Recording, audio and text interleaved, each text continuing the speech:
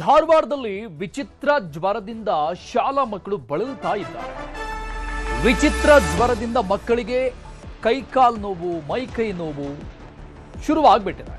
ಜ್ವರ ಏನಂತಾನೆ ಗೊತ್ತಾಗ್ತಾ ಇಲ್ವಂತೆ. ವಿಚಿತ್ರ ಜ್ವರ ಅಂತ ಅಂದ್ರೆ ಜ್ವರ ಬಂದಾಗ ಸಹಜವಾದಂತಹ ಒಂದಿಷ್ಟು ಲಕ್ಷಣಗಳು ಕಾಣಿಸುತ್ತೆ. ಬಟ್ ಇಲ್ಲಿ ಡಿಫರೆಂಟ್ ಆದಂತಹ ಲಕ್ಷಣಗಳು. ಅಳ್ನಾವರ ಪಟ್ಟಣದ ಖಾಸಗಿ ಶಾಲೆಯ ಮಕ್ಕಳಿಗೆ ಜ್ವರ. 2 ದಿನದ ಹಿಂದೆ ಬರೋಬ್ಬರಿ 40 ಮಕ್ಕಳು ಅಡ್ಮಿಟ್ ಆಗಿದ್ದಾರೆ. ಧಾರವಾಡ ಜಿಲ್ಲಾಸ್ಪತ್ರೆಯಲ್ಲಿ 8 ಮಕ್ಕಳಿಗೆ ಚಿಕಿತ್ಸೆಯನ್ನು ನೀಡಲಾಗ್ತಾ ಇದೆ. ಅಳ್ನಾವರ ಹಳಿಯಾಳದ ಖಾಸಗಿ ಆಸ್ಪತ್ರೆಯಲ್ಲಿ ಮಕ್ಕಳಿಗೆ ಟ್ರೀಟ್ಮೆಂಟ್ ಅನ್ನು ನೀಡಲಾಗ್ತಾ ಇದೆ.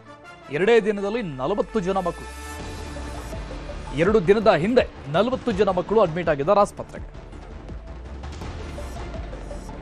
ಮೈಕೈ ನೋವು ಅಂತ ಹೇಳ್ತಾ ಇದ್ದಾವೆ ಮಕ್ಕಳು. ಮೈಕೈ ಮುಟ್ಟಿದ್ರೆ ಅಳ್ತಾ ಇದ್ದಾರೆ.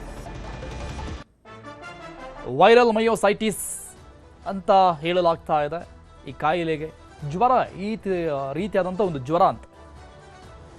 ಇನ್ಫ್ಲೂಯೆನ್ಸಾ ಎ ಮತ್ತು ಬಿ ಜ್ವರ ಇರಬಹುದು ಅಂತ ಅನುಮಾನ ವ್ಯಕ್ತವಾಗಿದೆ ಮೆಡಿಕಲಿ. ವೈರಲ್ ಮಯೋಸೈಟಿಸ್ ಅನ್ನುವ ಕಾಯಿಲೆ ಇದು ಅನ್ನುವಂತಹ ಶಂಕೆ ಅದು ಕೂಡ ಇನ್ನೂ ಕ್ಲಾರಿಫೈ ಆಗಿಲ್ಲ.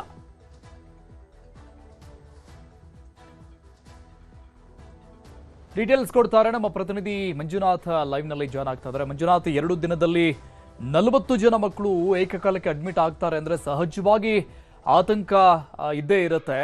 ಏನ್ ರೀಸನ್ ಅಂತೆ, ಬಟ್ ಅಕ್ಯುರೇಟ್ ಆದಂತ ರೀಸನ್ ಕೂಡ ಗೊತ್ತಾಗ್ತಾ ಇಲ್ಲ. ಇಂಥದ್ದೇ ಕಾಯಿಲೆ, ಇದೇ ಜ್ವರ ಅಂತ.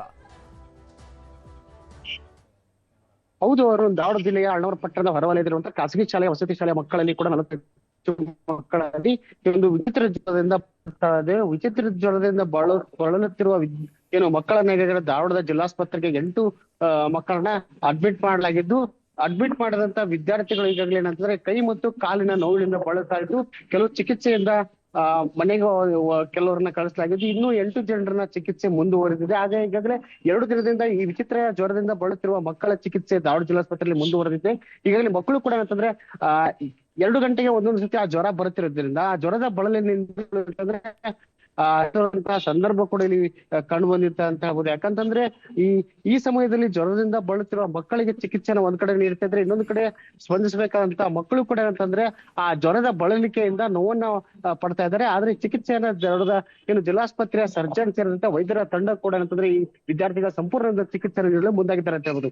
ಅರುಣ್, ಮಂಜುನಾಥ್, ಒಂದೇ ಶಾಲೆ ಮಕ್ಕಳೆಲ್ಲ ಎಷ್ಟು ಶಾಲೆ ಮಕ್ಕಳು ಅಡ್ಮಿಟ್ ಆಗಿದ್ದಾರೆ? ಸಂಖ್ಯೆ ಎಕ್ಸಾಕ್ಟ್ ಆಗಿ ಸಿಗ್ತಾ ಇದೆಯಾ? ಪಟ್ಟಣದಲ್ಲಿರುವಂತಹ ಒಂದೇ ಶಾಲೆಯ ಮಕ್ಕಳಿಗೆ 40ಕ್ಕೂ ಹೆಚ್ಚು ಮಕ್ಕಳಲ್ಲಿ ಕಾಣಿಸಿಕೊಂಡಂತ ಜ್ವರ ಈಗಾಗಲೇ ಕೂಡ ಕೆಲವು ಮಕ್ಕಳು ಕೂಡ ಜ್ವರದಿಂದ ಬಳಲ್ತಾ ಇದ್ರು. ಇದರಲ್ಲಿ ಕೂಡ 40ರಲ್ಲಿ ಕೂಡ 8 ಜನರಲ್ಲಿ ಹೆಚ್ಚಿನ ಜ್ವರ ಕಂಡು ಬಂದಿರೋದನ್ನ ಆ ಹೆಚ್ಚಿನ ಜ್ವರದ ಮಕ್ಕಳನ್ನ ಧಾರವಾಡ ಜಿಲ್ಲಾಸ್ಪತ್ರೆಗೆ ದಾಖಲೆ ಮಾಡಿದ್ದು, ಅವ್ರಿಗೂ ಕೂಡ ಚಿಕಿತ್ಸೆ ಮುಂದುವರೆದ ಅಂತ ಹೇಳ್ಬೋದು. ಮಂಜುನಾಥ್, ಕುಡಿದಿರುವಂತ ನೀರು ಅಥವಾ ಶಾಲೆಯ ಫುಡ್ ಅದರಿಂದ ಏನಾದ್ರೂ ಆಗಿರಬಹುದಾ? ವೈರಲ್ ಫೀವರ್ ಅಂತ ಕಾಣಿಸುತ್ತೆ. ಇದು ಏನ್ ಹೇಳ್ತಾ ಇದ್ದಾರೆ ವೈದ್ಯಾಧಿಕಾರಿಗಳ ಬಗ್ಗೆ? ಹೌದು, ಅವರು ಈಗಾಗಲೇ ಕೂಡ ಧಾರವಾಡದ ಏನಂತಂದ್ರೆ ಜಿಲ್ಲಾಸ್ಪತ್ರೆಗೆ ದಾಖಲಾದಂತ ಮಕ್ಕಳನ್ನ ಚಿಕಿತ್ಸೆಯನ್ನ ನೀಡುವಲ್ಲಿ ನಿರಂತರ ವೈದ್ಯರು ಕೂಡ ಏನಂತಂದ್ರೆ ಈ ಜ್ವರಕ್ಕೆ ನಿಖರವಾದ ಕಾರಣ ತಿಳಿಯೋಕೆ ಕೂಡ ಒಂದು ತಂಡವನ್ನು ಕೂಡ ಶಾಲೆಗೆ ಕಳಿಸುವಂತ ನಿಟ್ಟಿನಲ್ಲಿ ಕ್ರಮ ಜರುಗಿಸೋಕೆ ಸರ್ಜನ್ ಮುಂದಾಗಿದ್ದಾರೆ ಅಂತ ಹೇಳ್ಬೋದು. ಮಂಜುನಾಥ್, ಒಬ್ರು ಅಥವಾ ಇಬ್ರು ವಿದ್ಯಾರ್ಥಿಗಳಿಗೆ ಸಡನ್ಲಿ ಈ ರೀತಿ ಸಿಂಪ್ಟಮ್ಸು ಜ್ವರ ಕಾಣಿಸ್ತು ಅಂದ್ರೆ ಅಷ್ಟೇನು ಇಂಪಾರ್ಟೆನ್ಸ್ ಅಂದ್ರೆ ಅಷ್ಟರ ಮಟ್ಟಿಗೆ ಆತಂಕ ಇರೋದಿಲ್ಲ. ಬಟ್ ಕಂಟಿನ್ಯೂಸ್ಲಿ 40 ಜನ ಮಕ್ಕಳಿಗೆ ಇಮಿಡಿಯೇಟ್ ಆಗಿದೆ ಅಂದ್ರೆ ಸಹಜವಾಗಿ ಪೋಷಕರಲ್ಲಿ ಆತಂಕ ಇರುತ್ತೆ, ಏನಾಯ್ತೇನೋ ಅಂತ. ಆ ಬಗ್ಗೆ ಪೋಷಕರು ಏನಾದ್ರು ರಿಯಾಕ್ಟ್ ಮಾಡಿದಾರಾ? ಹೌದು, ಅವರು ಈಗಾಗಲೇ ಕೂಡ ಶಾಲೆಯಲ್ಲಿ ಹೋದಂತ ಮಕ್ಕಳಲ್ಲಿ ಏಕಾಏಕಿ ಕಾಣಿಸ್ಕೊಂಡಂತ ವಿಚಿತ್ರ ಜ್ವರದಿಂದ ಬಳಲುತ್ತಿರುವ ಮಕ್ಕಳನ್ನ ಕಂಡಂತ ಪೋಷಕರಲ್ಲೂ ಕೂಡ ಒಂದ್ ಕಡೆ ಆತಂಕ ಮನೆ ಮಾಡಿದೆ ಅಂತ ಹೇಳ್ಬೋದು. ಒಂದ್ ಕಡೆ ಅಂತಂದ್ರೆ ಈ 40ಕ್ಕೂ ಹೆಚ್ಚು ಮಕ್ಕಳಲ್ಲಿ ವಿಚಿತ್ರವಾದ ಜ್ವರ ಕಾಣಿಸ್ಕೊಂಡಕ್ಕೆ ಪ್ರಮುಖ ಕಾರಣ ಅಂತಂದ್ರೆ ಒಂದು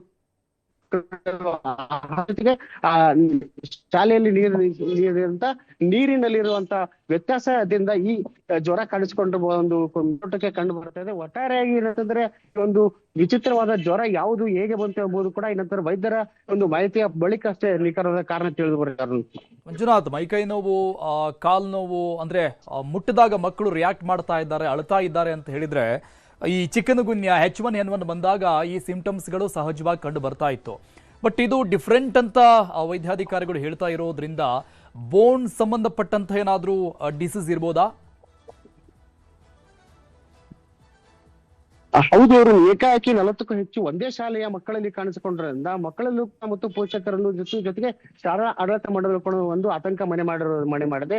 ಇದರ ಕೂಡ ಅಂತಂದ್ರೆ ಈಗಾಗಲೇ ಕೂಡ ಪ್ರಾಥಮಿಕವಾಗಿ ಏನಂತಂದ್ರೆ ಚಿಕಿತ್ಸೆ ನೀಡುವಲ್ಲಿ ಮುಂದಾದಂತಹ ತಂಡ ಇದಕ್ಕೆ ಪ್ರಮುಖವಾಗಿ ಯಾವ ರೀತಿ ಅಥವಾ ಈ ಜ್ವರ ಯಾವುದು ಎಂಬುದು ಕೂಡ ಈ ತನಿಖೆ ಮತ್ತು ಏನಂತಂದ್ರೆ ಆ ಲ್ಯಾಬ್ ಟೆಸ್ಟ್, ಯಾಕಂತಂದ್ರೆ ಪ್ರತಿಯೊಬ್ಬ 8 ಮಕ್ಕಳು ಜಿಲ್ಲಾಸ್ಪತ್ರೆಗೆ ದಾಖಲಾಗಿದ್ದಾರೆ. ಆ ಮಕ್ಕಳ ಬ್ಲಡ್ ಸ್ಯಾಂಪಲ್ ನ ತೆಗೆದುಕೊಂಡು ಆ ಬ್ಲಡ್ ಅನ್ನು ಕೂಡ ರಿಪೋರ್ಟ್ ಬರೋಕೆ ಕೂಡ ಈಗಾಗಲೇ ವೇಟ್ ಮಾಡ್ತಾ ಇದ್ದಾರೆ. ಬ್ಲಡ್ ನ ರಿಪೋರ್ಟ್ ವರದಿ ಬಂದ ಬಳಿಕ ಅಷ್ಟೇ ಈ ಜ್ವರ ಹೇಗೆ ಬಂತು ಮತ್ತು ಇದರ ಯಾವ ಜ್ವರ, ಯಾಕಂದ್ರೆ ತಾವು ಕೂಡ ಹೇಳಿದಾಗ ಇನ್ನೊಂದು ಸೇರಿದಂತೆ ಹಲವು ಕಾಯಿಗಳು ಕೂಡ ಈ ಮೊದಲು ಕೂಡ ಬಂದಿತ್ತು. ಮೊಣಕಾಲು ಇರುವುದು, ಕೈಕಾಲು ನೋವು, ತಂದು ನೋವು ಕೂಡ ಬರ್ತಾ ಇತ್ತು. ಆ ವಿಚಿತ್ರ ಕಾಯಿಲೆ ಈಗಿಂತ ಇದೊಂದು ಕೂಡ ಡಿಫ್ರೆಂಟ್ ಆಗಿರೋದ್ರಿಂದ, ಯಾಕಂತಂದ್ರೆ ಒಂದೆಡೆ ಬಂದಂತ ಕಾಯಿಲೆಗಳನ್ನ ಮಕ್ಕಳಿಗೆ ನೋಡ್ಕೊಂಡ್ರೆ ಏಕಾಏಕಿ ಮಕ್ಕಳು ಕೂಡ ಚೀರಾಡ್ತಾ ಇದಾವೆ. ಯಾಕಂತ ಅಷ್ಟೊಂದು ವಿಚಿತ್ರವಾದ ಈ ಜ್ವರ ಬಂದಿರೋದ್ರಿಂದ ಮಕ್ಕಳು ಕೂಡ ಜ್ವರದಿಂದ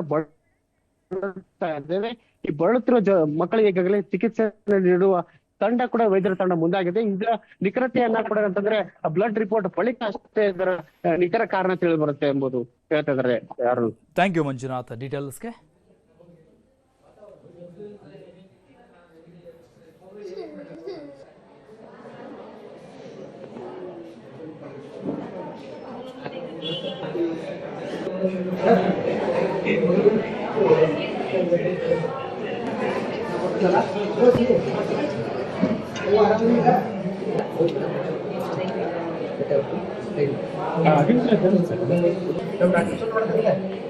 Ahora